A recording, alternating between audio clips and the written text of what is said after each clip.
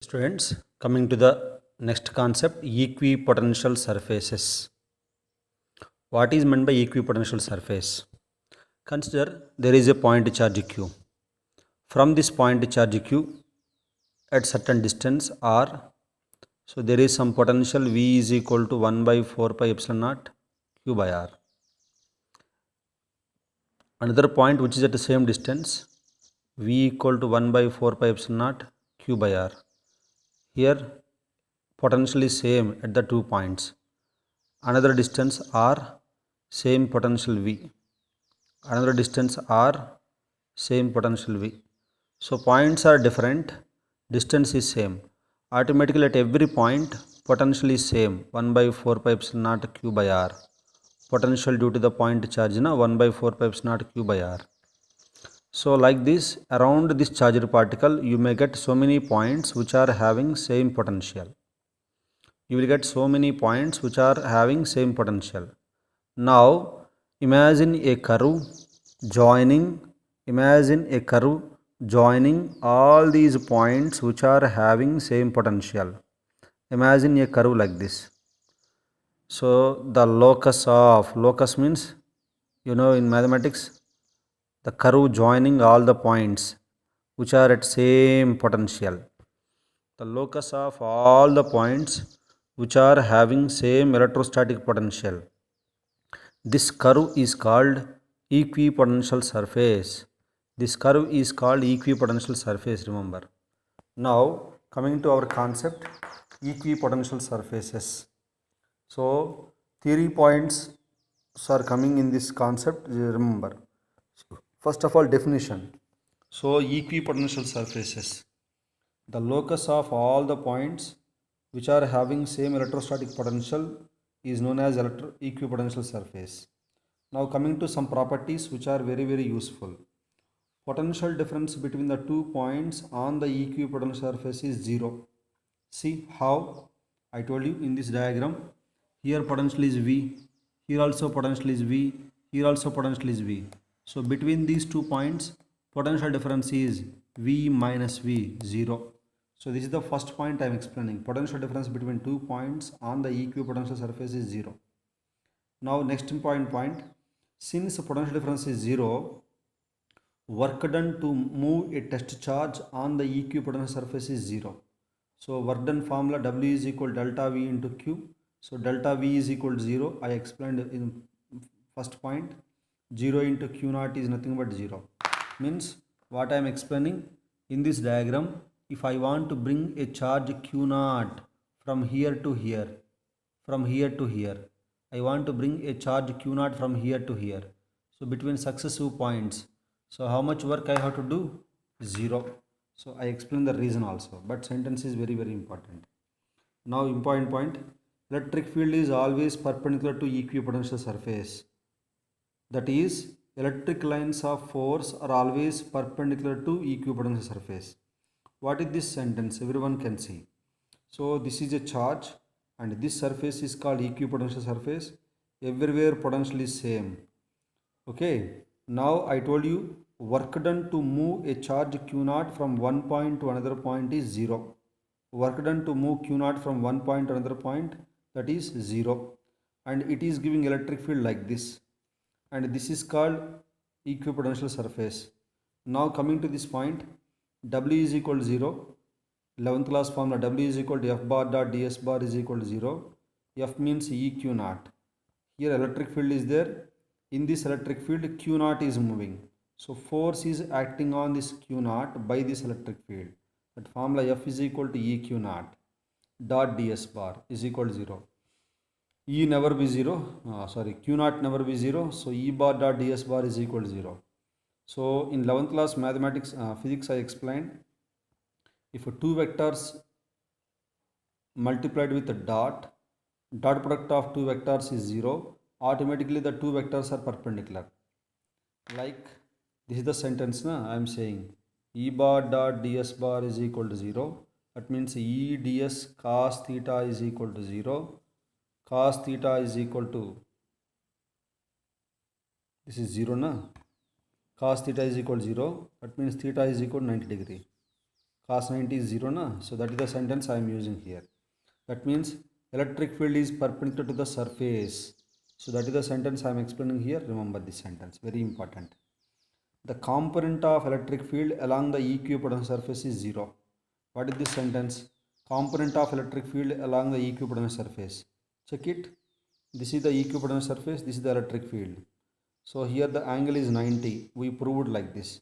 Now divide this E along this equipotential surface. Divide this E into two components.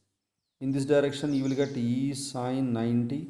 In this direction you will get E cos 90. E cos 90. So E into cos 90 is 0. Electric field is 0. So the component of electric field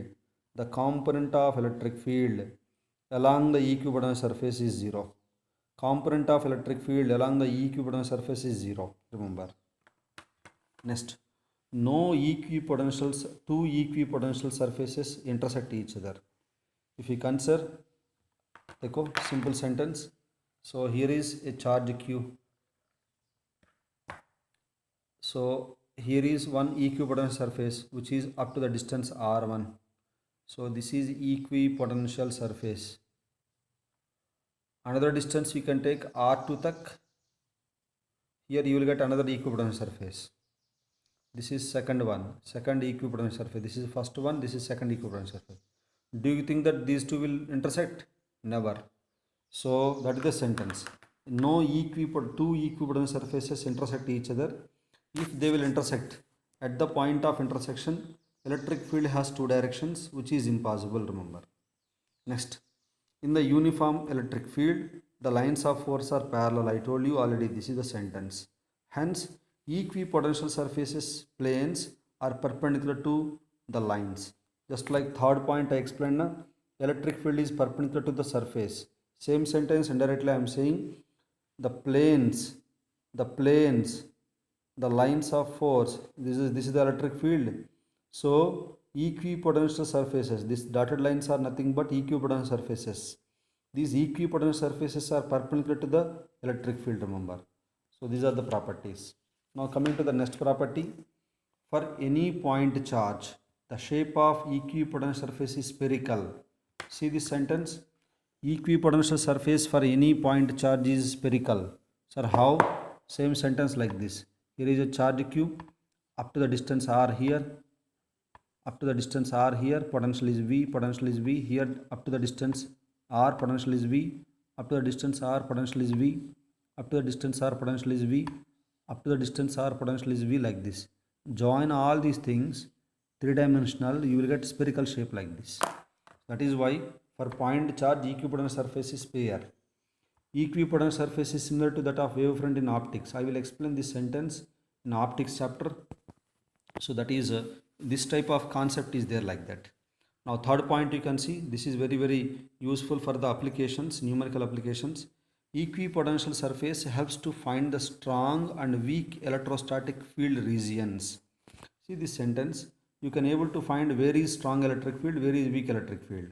One example I had given, 1, 2, 3, 4 equipotential surfaces are there. First one is having potential 10 volts, second one is having 20, third one is having 30, fourth one is having 40 volts like that. Beach mein I am taking one point P, Q, R like this. Three conditions I am taking. Here gap is very less, here gap thoda more, here gap is very high. Here gap is less, here gap is little bit more, here gap is very less, remember. Now electric field E is equal minus dV by dr, which we know yesterday's class, E proportional to 1 by dr. If a gap distance is less, electric field is more.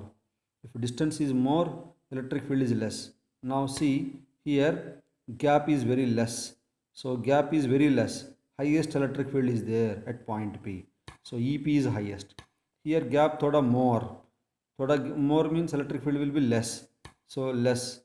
And here gap is very high. So gap is very high, electric field will be least. So this is the sentence. So most probably this type of question you will get in the objective questions only, check it carefully. Now that is about equipotential surface and properties. Now coming to different concept. So here only you will get numericals only, derivations they are not asking. The concept is potential due to uniformly charged bodies. Potential due to uniformly charged bodies. So in our concept I am explaining only two things. One is a long straight charged wire. Concept is potential due to long straight charged wire. So how to get this thing? See, in chapter number 1, Gauss law application, electric field E is equal to lambda by 2 pi epsilon naught R due to the long straight charged wire. I am asking potential V. V equal to, this is the formula in the yesterday's class I explained, minus E bar dot ds bar integral like that. So E value you can substitute here. E value you can substitute here. So integration I am doing, so constant can be taken outside. So 1 by r dr, integral 1 by r dr. Integral 1 by r dr means what is the formula? Log r. Integral 1 by r dr is nothing but log r plus c. C is nothing but integration constant. Next, potential due to charged spherical shell. So here you have to be very careful. Charged spherical shell, conducting shell. So consider there is a sphere having a charge q on the surface. Here is a charge q on the surface. Charge q is there on the surface. Original radius of the, already I have written here. So the radius of the sphere is capital R. Now three cases I am considering. Inside at any point, what is the potential? That is the first condition. Again I am going, I am using the chapter number 1 condition. Gauss law in chapter number 1, last question is there. Electric field inside the charged spherical shell, conducting shell is 0. I explained, check it, Gauss law, case 1. Since E is equal to 0, same condition again substituting in this formula. E is equal to minus dV by dr, E is 0. So differentiation is 0. Differentiation 0 means that quantity is constant. Who is constant here? Potential is constant. Even the distance r is changing, but potential remains constant. The meaning of this line is potential inside and potential, देखो, at any point inside, potential is constant, which is equal to the potential on the surface, nothing but 1 by 4 pi epsilon naught q by r. I will show you how I got this formula. V on is equal to on the surface 1 by 4 pi epsilon naught, how I got it. Now I will show you the second case, potential on the surface here. See, on the surface.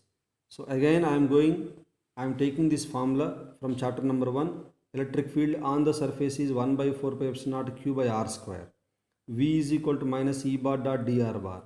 So here capital dr bar I am writing, means radius is changing. Substitute this term here. So constants can be taken outside. So here integration you can see minus 1 by r square I am writing inside. Integration by integral minus 1 by r square dr.